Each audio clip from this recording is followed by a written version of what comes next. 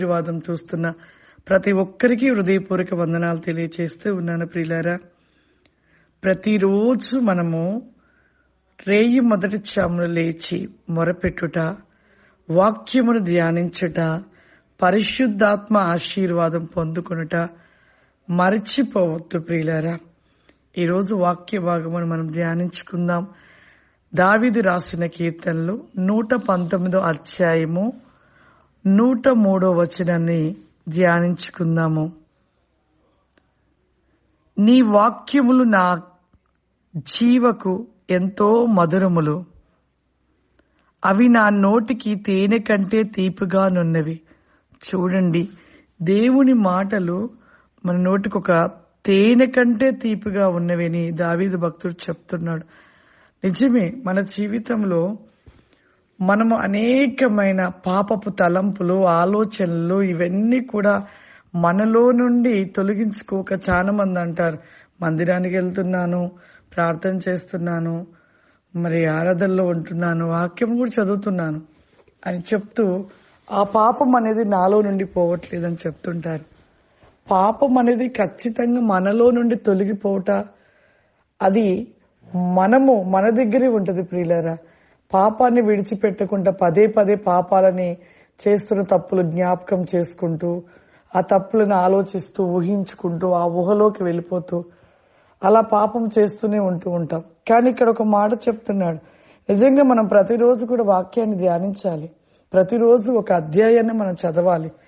ప్రతిరోజు ఉదయము సాయంకాలము మనము ఖచ్చితంగా ప్రార్థన ఎంతగా చేస్తామో వాక్యాన్ని కూడా అలాగే ధ్యానించాలి.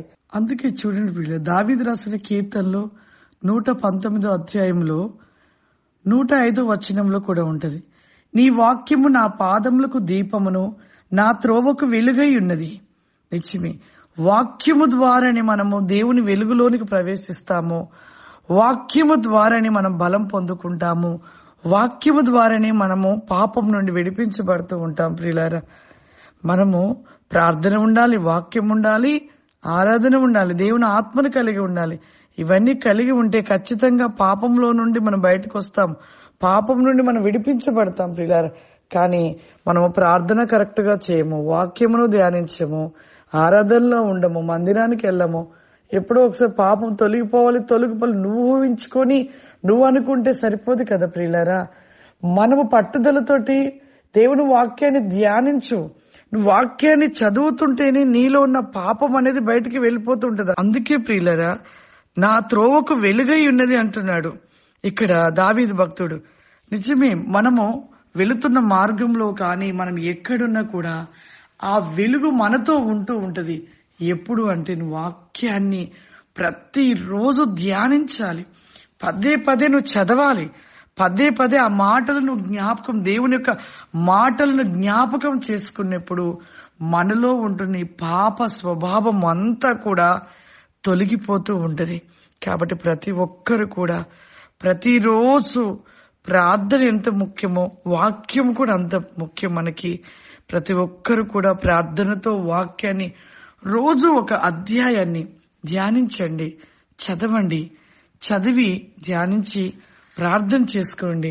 ఖచ్చితంగా నీవు పాపం నుండి విడిపించబడి దేవుని వెలుగు మార్గంలో నీవు ముందుకు నడుస్తూ ఉంటావు. ప్రియులారా, అందరము కళ్ళు మూసుకున్నట్లయితే ప్రార్థన చేసుకుందాం.